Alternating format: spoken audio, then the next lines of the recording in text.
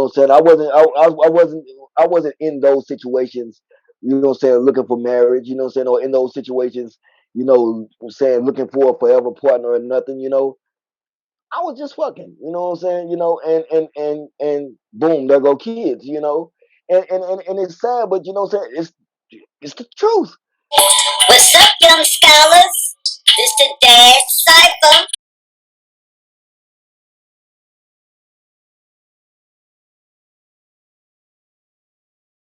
But what was going through your mind when you receive that phone call that says you're about to be a dad?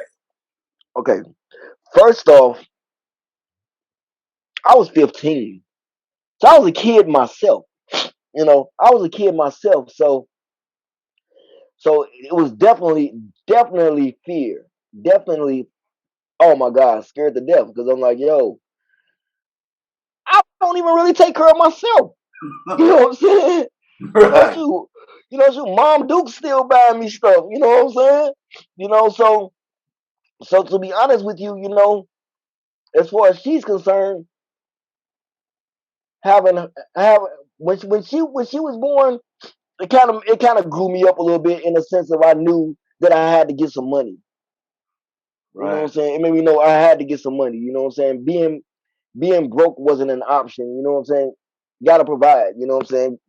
Because I mean, at that time, I thought that as long as you buying stuff, you're being a good father. You know Right. what I'm saying? I didn't. You know what I'm saying? I didn't take into consideration the time aspect of parenting. You know what I'm saying? Right. I figured, as long as I kept my baby with, the new Jordans, and you know what I'm saying, little nice outfits and stuff. I Hmm. was being a good dad. You know what I'm saying? Right. Doing Right. maybe one weekend a month. You know what I'm saying? Thinking that that's being a good dad. Man, was I so wrong? Cause she don't remember none of them Jordans. She don't remember none of them Jordans, but she do remember them times that I wasn't there. So Wow. But you were saying that you became a dad at 15, and and I remember that those moments and that sort of thing too, like with finding your way as a dad. But I noticed, man, I seen growth in you as a dad, you know, um, like with the little ones now with mm, Brooklyn and that sort of thing. So like what would you say that you have learned that's helping you to be a better father now? man, trial and error. You know what I'm saying? Trial and error, man.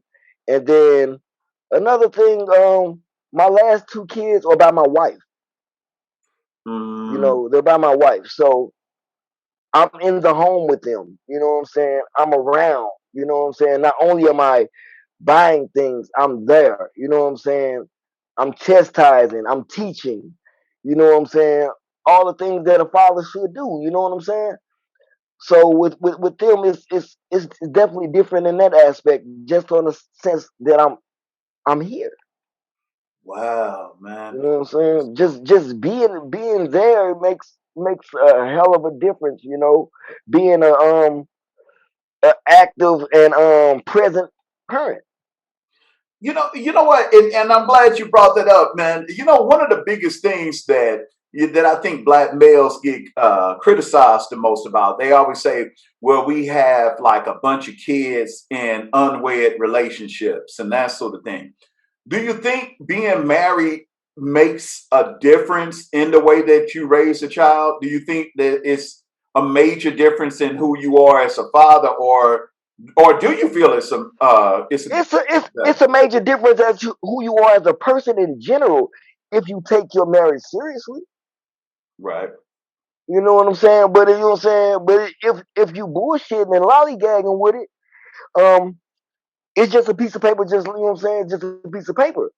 You know what I'm saying. But if you take, you know what I'm saying, if you take your vows seriously, you know, of course it's gonna change you in all aspects because you don't look at things the same. It's not all about you anymore.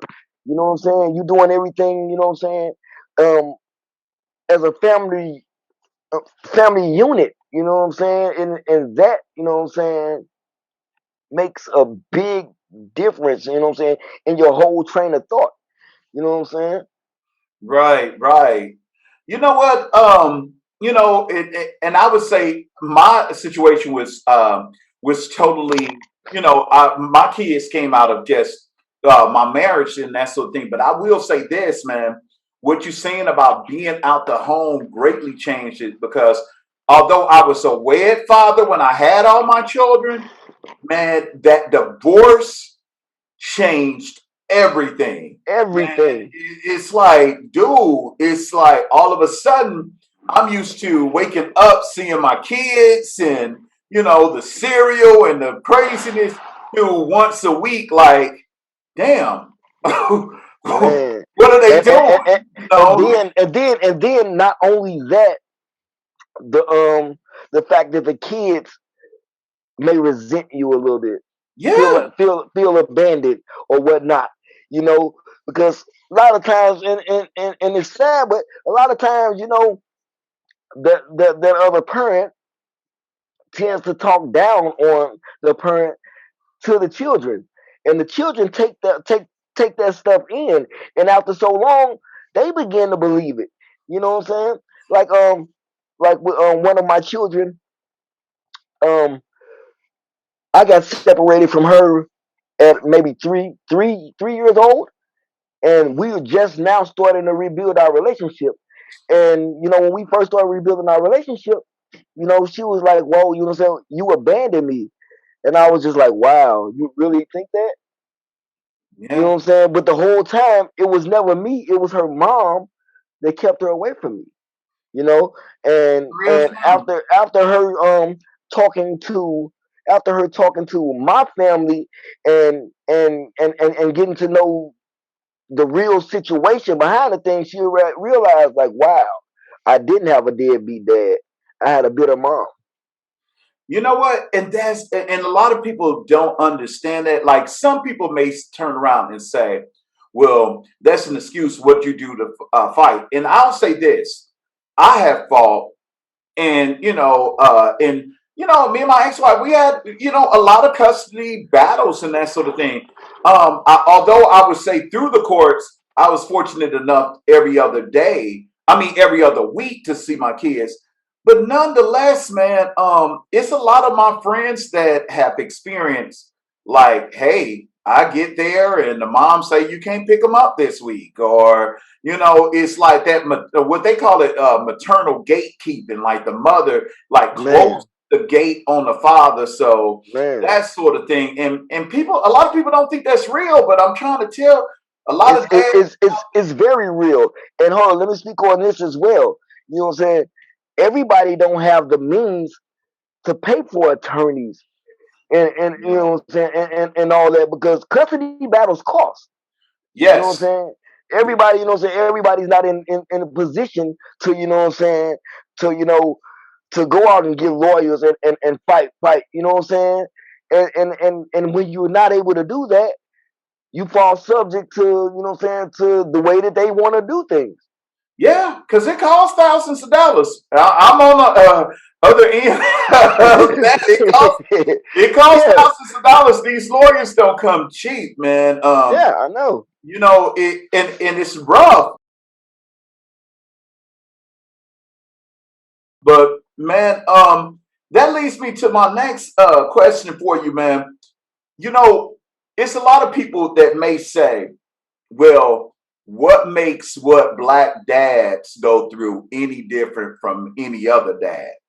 I want you to answer this. What do you think is the biggest challenge that black dads have to face that maybe other dads primarily don't have to face? You know. Just that, just that, being black.